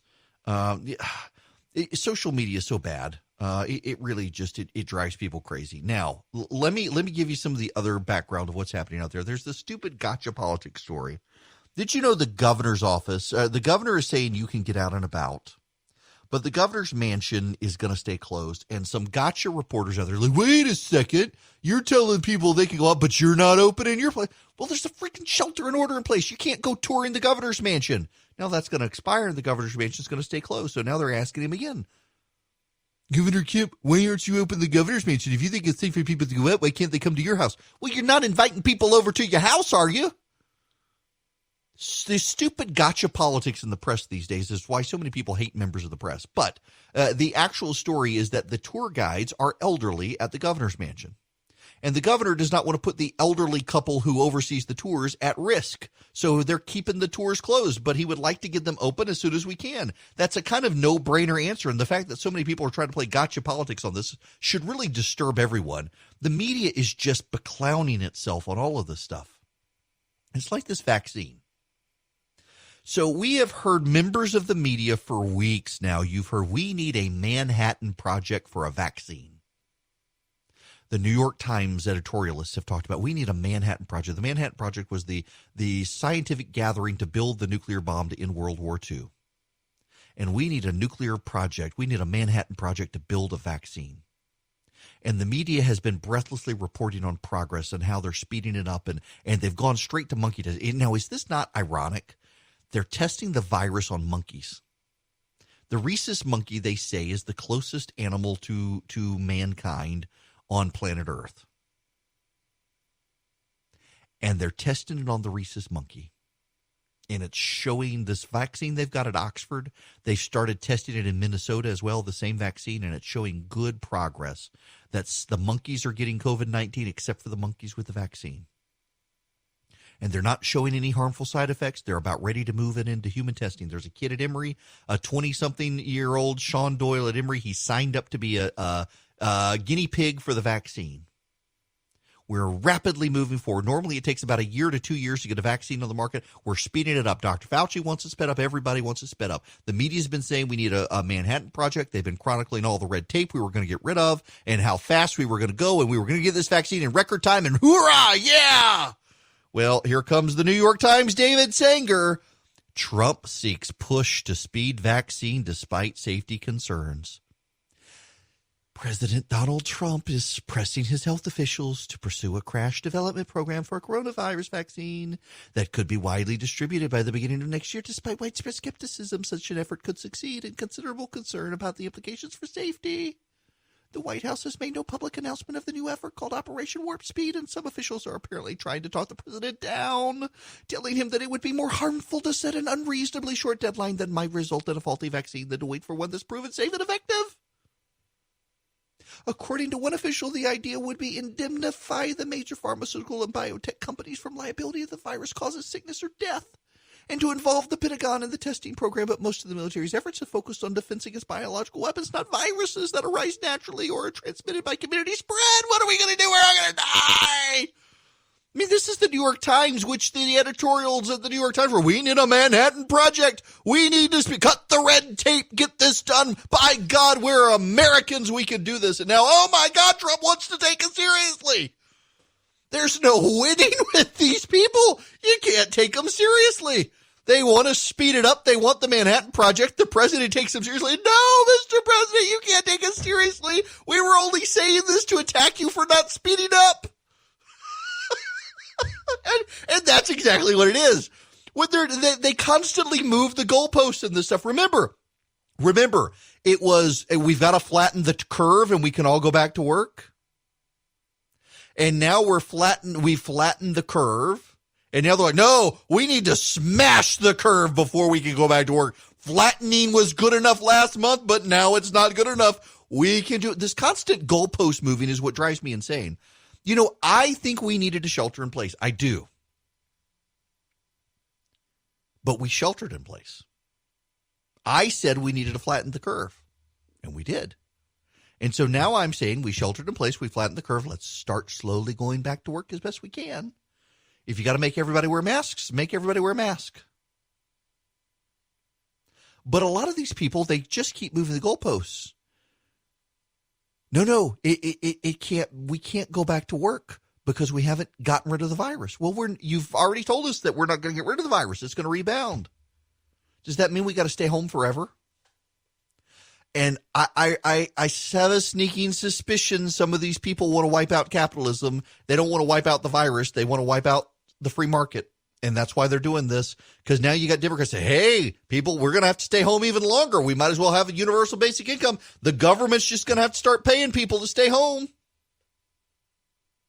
It really is amazing that all the prescriptions that people wanted before this virus are the prescriptions they want for this virus. It's very much like climate change. This is why I get the skepticism on people who are hesitant on the models, because the scientific models on climate change have been so wrong for so long. I get the skepticism. Never mind that an epidemiological model is not a global atmospheric model that contemplates all sorts of stuff. It's actually something that's been done for 100 years. But I get the skepticism. But it's like the global warming people. When in the 1970s, 1980s, they were saying we were going to have a global cooling, and we needed to disrupt capitalism and end big business and end the coal plants and on and on. And now, oh no, it's not global cooling, it's global warming. And guess what? We need to do the exact same damn things to stop global warming that we were going to do to stop the global cooling. It's the same stuff. When your solutions are exactly the same for every problem under the sun, maybe your solutions are wrong or your theory is wrong. But nope, you're a climate denier for saying that. You know, I'm actually in the camp. I've decided that, yeah, I think there's enough scientific data out there that the world is warming. But I also think that they overstate it. I also think that they amplify mankind's role. I also think that the government trying to fix it will make it worse. I also think I don't care about it because the world has been warming and cooling for millions of years. I don't care about the issue. And yet you have to care about the issue or you're a terrible person. You know, they finally did trot out Greta Thunberg to lecture us on the virus. And yet now we're hearing all these people. You know, I wonder if this is the other thing. I wonder if there's in the back of the mind of some of these people, it's not flatten the curve, it's not smash the curve, it's stay home and never leave again because CO2 emissions are down. The water is healing. The world is healing itself. It turns out we're the virus. I mean, we're starting to hear environmental wackos say that. You had that Bill Weir guy on CNN pin this awful thing that basically it's Judeo-Christianity that's gotten us into this place, and we need to get rid of all of that to heal the world. Yeah, this guy, he writes the screen. He's got this newborn son. He apparently wasn't going to have a kid and accidentally had a kid. He even tells us it was conceived in a lighthouse. I didn't need to know that. And now he's like, oh, this planet it's terrible, and we're the virus, and you poor child, we've done this to you, and the whole thing is just it is climate as religion, and it is bizarre. You know the difference between Christianity and environmentalists? In Christianity, when your sins are forgiven, you get to go to heaven. With environmentalism, when you repent of your polluting ways, you're still going to burn in hell unless everyone else repents as well, or you get rid of them. This is why on the left, these secular religions that crop up, this is why authoritarianism and tyranny come about, is because in the Christian religion, you're forgiven your sins and you get your path to heaven based on what you do. With these secular tyrannies, authoritarianism, communism, and environmentalism and the like, you're still going to hell as long as there are sinners out there. It doesn't matter what you've done, as long as the other people. So you gotta get rid of the other people. You gotta silence them, punish them, force them to be re-educated. Something that's the major difference between the secular religions and the Christian religion. Is you're never safe in the secular religion until all the other people are vanquished. Man, I gotta push back on this conspiracy theory I'm starting to get from people. It really is amazing the number of people who want to believe the conspiracy theory, who they read it in a garbage publication like Newsweek. And I don't want to pick on friends because one of them sent me this link, but I've seen it from so many people now. And my friend who sent it is not taking it as real, but a lot of people are. This is from Newsweek. Newsweek is the garbage publication that accused me of burning a cross in my yard by decorating an Easter cross and Christmas lights. We left it up, by the way. So did all the neighbors. Here's the headline. Dr. Fauci backed controversial Wuhan lab with millions of U.S. dollars for risky coronavirus research. Dr. Anthony Fauci is an advisor to President Donald Trump and something of an American folk hero for a steady, calm leadership during the pandemic crisis. At least one poll shows that Americans trust Fauci more than Trump on the coronavirus pandemic, and few scientists are portrayed on TV by Brad Pitt. But just last year, the National Institute for Allergy and Infectious Diseases, the organization led by Dr. Fauci, funded scientists at the Wuhan Institute of Virology and other institutions for work on gain-of-function research on bat coronaviruses. In 2019, with the backing of NIAID, the National Institutes of Health committed $3.7 million over 6 years for research that included some gain-of-function work. The program followed another $3.5 million five-year project for collecting and studying bat coronaviruses. Many scientists have criticized gain-of-function research, which involves manipulating viruses in the lab to explore their potential for infecting humans because it creates a risk of starting a pandemic. SARS-CoV-2, the virus now causing a global pandemic, is believed to have originated in bats. U.S. intelligence, after originally asserting that the coronavirus had occurred naturally, conceded last month that the pandemic may have originated from a leak from the lab. Y'all, Dr. Fauci did not give money to this lab. The money was given to a group called EcoHealth Alliance. It is a nonprofit research group. It works globally with labs around the world to study the potential for viruses jumping into people. For example, one of the diseases being studied is chronic wasting syndrome, which is prevalent in deer and is the next virus projected to jump from animals to people. It is showing so many signs that it's getting ready to jump into people that scientists in this country are rapidly studying. Missouri, in particular, is dumping money at the state level into stopping it because they've got such a bad case of chronic wasting disease in deer in Missouri. And so Dr. Fauci was spending money to study coronavirus. Specifically, SARS was the virus being studied. And he gave the money to the EcoHealth Alliance, which was studying it around the world. And the EcoHealth Alliance is the one that authorized the Wuhan lab to study it. Dr. Fauci didn't do it. Dr. Fauci wasn't in charge of it. Dr. Fauci didn't make the call. Dr. Fauci made the call to go with EcoHealth Alliance, which is a global nonprofit that is respected around the world. But you've got people on the right. I mean, this is the same publication that accused me of burning a cross in my yard, now spreading Fauci conspiracy theories. I'm so tired of people who just are profiting from lies, who are profiting from not telling the truth, who are profiting from twisting the truth to spin you up into nonsense. There's so much out there that is actually true that's outrageous. To try to come up with the lies to build them even more outrageous, just disgusting to me that they're doing this. Really, really disgusting. When we come back, one of the true things you should be spun up on, Bill de Blasio in New York City and his treatment of Jewish citizens. It is Eric Erickson here, the Eric Erickson Show. The phone number, if you want to call in, is 877-97-ERIC, 877-973-7425. And I see the story coming across. There's other stuff I want to talk about out there. Well, you know what? Let me get to this first. Remember the fish tank cleaner couple out in Arizona? The man died. The woman did not. She was in critical condition. Apparently, they got fish aquarium cleaner, which is chloroquine.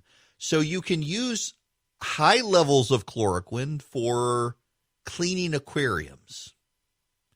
And to put it in perspective, your dosing, your dose for chloroquine for malaria may be 1 milligram. And this was like 250 grams or some such. It was some ridiculous amount. It was like a gram or so. You're talking major amounts of chloroquine compared to what is given to people in dosing. And this woman apparently put it in drinks, the tablets and drinks for her and her husband. Her husband died. She was in critical condition. Well, the media seized on this story and said this was proof the president was leading people to do crazy things. It's like they are with the bleach stuff. There are all sorts of idiots out there trying to ingest cleaner to protect themselves from the virus, and they're idiots, and the president's getting blamed for that too. But this was the story the media seized on as proof that the president was leading people to die. Now, it turns out this couple was Democrats, but it didn't matter to the media. They made a very big issue of the situation. And they wanted people to know that the president caused this man to die because he had ingested aquarium cleaner, which is chloroquine. Well, now the media, the Washington Free Beacon reported there were some strange behaviors associated, and friends of this man said he was a very brilliant engineer. They can't imagine why he would do it.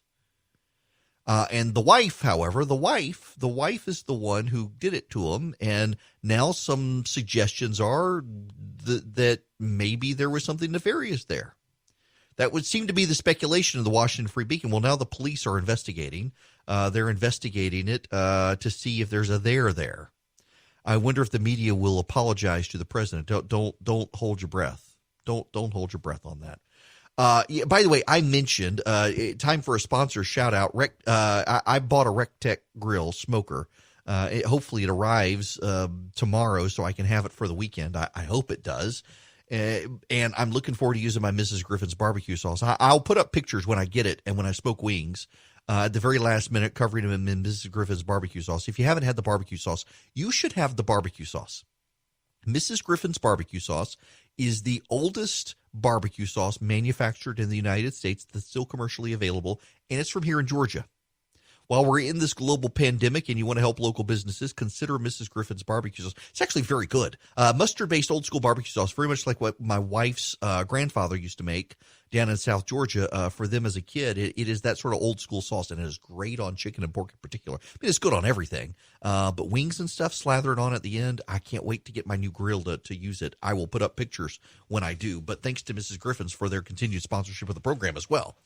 Now, I want to move on to other stuff, because Bill de Blasio has a picture up on social media from the other day. He's standing in front of a New York City hospital, and he's not wearing a mask with his wife. And he's surrounded by hospital workers who he got down to pose with him for this picture. Consider the media outrage over the last couple of days of Mike Pence going to the Mayo Clinic and being the one person without a mask on. Now consider the picture of Bill de Blasio that he himself tweeted out of him at the hospital with no mask on, all surrounded by all these people with masks on, and the media said nothing. It really actually is kind of impressive to me how the media has been apologizing for Bill de Blasio, or excusing Bill de Blasio, turning a blind eye. Did you know the New York governor only today is ordering the daily cleaning of the subway in New York City? There's been data out for 2 months now that the hardest hit parts of New York City are the areas of New York City that have the longest subway commutes. The longer you are riding on the New York City subway system, the more likely you are to be hard hit by the virus. And it turns out they haven't been regularly sanitizing those trains. Why did the New York City mayor not order that? Likewise, the New York City mayor is threatening to arrest Jewish people if they gather. He broke up the funeral of a rabbi. You know, he was telling Muslims for the start of Ramadan that he would deliver food to areas where they congregate. This is an actual tweet from the mayor of New York that he would, in fact, hang on a second. Let me find this because somebody tweeted it out to me. Ted Cruz pointed it out. Where is Ted Cruz's? Yes, here we go. Let me read you the two tweets. These are from Bill de Blasio. To my Muslim New Yorkers beginning their celebrations tonight who need halal meals, we have them across our 400-plus grab-and-go meal sites and are bringing hundreds of thousands more to the 32 sites most frequented by our Muslim community. Go to this website to get more info. We're taking thousands of meals to 32 sites frequented by our Muslim community. Now let me read you this. My message to the Jewish community and all communities is simple. The time for warnings has passed. I have instructed the New York Police Department to proceed immediately to summons or even arrest those who gather in large groups. This is about stopping the disease and saving lives, period. He's saying he's going to round up the Jews. Ich bin ein New Yorker. He's going to round up the Jews in New York City if they dare to congregate. But it's okay because they're Jewish. The media is giving him a pass on this one. Because the Jews don't need to do that, you know. It's okay for Muslims to congregate to get halal meals at food facilities, but the Jews, you better not be congregating, Jewish people. He's going to round you up and arrest you and put you in a jail with other people who may get the virus. This is nuts. The mayor of New York has been an absolute disgrace and has been hurling invective towards the president during this virus to distract from the fact that he is screwing this up on a daily basis in New York City and put way more lives at danger. Listen to him. What is so frustrating to me is after all those messages were so clear that so many people would still choose to gather. I understand that they lost someone very dear and important to them, but this is still a pandemic. People's lives are put in danger when people gather. So what's shocking to me is that after all the warnings, something of this size would happen. And that's where I'm making very clear, unapologetically, that the next gathering will be met by summonses and arrests, period. No more warnings. And that's true in every community. Equal opportunity in New York City. If you gather, I'm not talking again about a few friends hang out in the corner. I'm saying if you have a large gathering, hundreds of people, thousands of people, that we're not even going to have a discussion. It's just we're going immediately to summons, and if we have to use arrest, we'll use arrest. All righty, Bill de Blasio. We're going to arrest everyone. Equal opportunity, except he keeps targeting Jewish people in his tweets. Why is that? Now, I got one more bit of audio I need to play for you here. You know how the media forever demanded that the president needed to have press briefings. And then when the virus hit, the president started having daily press briefings, and the media, no, we can't do this. This is just helping the president. His poll numbers are going up. We can't do this. We can't do this. And then the president was advised by his advisors that he might be overexposed and should cut back his press briefings. And so they did. And now the media that said they needed to stop covering the briefings, well, here's Don Lemon. Let me just say something before I move on with what I had planned here. I've seen so many people out and about lately, not socially distancing, not wearing masks, not following the rules. This is not over. You may think it's over because if you actually pay attention to what's happening in Washington with this administration, not having the briefings, pretending that this is over, because they want to move on to other things. So not having those briefings, that's all part of the plan for you to think that this is over, that we have moved beyond this. People are still dying at alarming rates.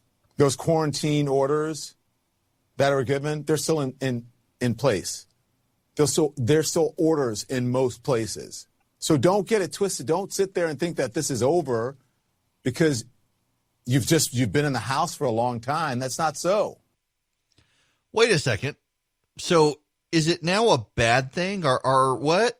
I'm really confused here, because when the president was doing the daily briefings, Don Lemon was among those in the press saying we needed to not cover the daily briefings. We don't understand. He would say why CNN was even bothering to cover the briefings, because the briefings were harmful. They were going to get people killed by listening to the president. And so now the president stopped the briefings, and now it's like they've stopped the briefings because they want you to think the world's going back to normal. It's just like the New York Times story on the vaccine. They wanted a Manhattan Project for the vaccine. So the president and his team have started a Manhattan Project for the vaccine. And now that's a bad thing. Now it's a bad thing that the president is doing what they wanted him to do. Now it's a bad thing. There's no winning with these people. There is no winning. I have a hard time understanding what they expect to get out of this other than a Joe Biden presidency, which is why they're also giving a light touch on the Tara Reade situation. Media Busters is noting that the media collectively, the big networks, ABC, CBS, NBC, CNN, MSNBC, they included Fox, that they have spent 3 times as much coverage covering Mike Pence going to the Mayo Clinic and not wearing a mask than they have Tara Reade. That should tell you everything you need to know about that situation. And then they have people on like Stacey Abrams, and they give her a pass when she keeps parroting Biden talking figures. I wonder if Don Lemon will have Stacey Abrams back on and ask her about why did she keep citing the New York Times now that we know this was a Biden talking point? Because if you weren't here a little while ago, the New York Times is pushing back on a BuzzFeed story. BuzzFeed is reporting it was the Biden camp that told his surrogates to keep referencing the New York Times full investigation. Stacey Abrams, in her conversation with Don Lemon, where he refused to push back on anything she said multiple times, well, the New York Times thorough investigation. That was a Biden talking point, it turns out. Now the New York Times is saying it wasn't a thorough investigation. And when the New York Times itself is saying, wait a second, this wasn't a thorough investigation. We just did a basic report. That's pretty damning. Now, by the way, speaking of Abrams, you should know that some folks are the Democratic Party have had enough of the campaign. This is William Lacey Clay. William Lacey Clay, prominent member of Congress, not very happy with Stacey Abrams' campaign to be vice president. You see what I'm saying? And if you don't choose... I do see it, Hank. I do see it, and here's what I do know. And it's like all of the other presidential candidates, Democratic presidential primary candidates, and their supporters. Okay, we went through a process. Bernie Sanders has conceded, and this applies to Stacey too. You know, at the racetrack, you cannot show up at the winner's window with losers' tickets. You haven't won anything. You can't show up at the winner's window with losers' tickets and demand anything, okay? I read that right away, man. Yeah, you can't show up at the winner's window with losers' tickets, so you don't have a demand. That's right. Let's be for real. That's not how politics works. And I tell you what is somewhat offensive to me is when you are marketing yourself as a VP candidate. Hey, that's entirely up to the nominee. To determine who's going to be on his ticket with him. And so for you to be out there marketing and putting on a PR campaign in that way, I think it's kind of inappropriate. Ouch. That's a Democratic member of Congress who's daring to point out that when you lost and you're putting on a campaign to be vice president, it's inappropriate. That's notice you're not hearing a lot of people in the mainstream press point this out. You know, again, this goes back to the really crummy, and I'm trying not to say a bad word. The Atlantic ran that story on Brian Kemp, and it premises the entire story on a bar owner's struggle to reopen when, in fact, bars are not allowed to reopen in Georgia. And essentially says that the headline is something like Georgia is about to experiment in human sacrifice. See how many people must die to keep the economy going.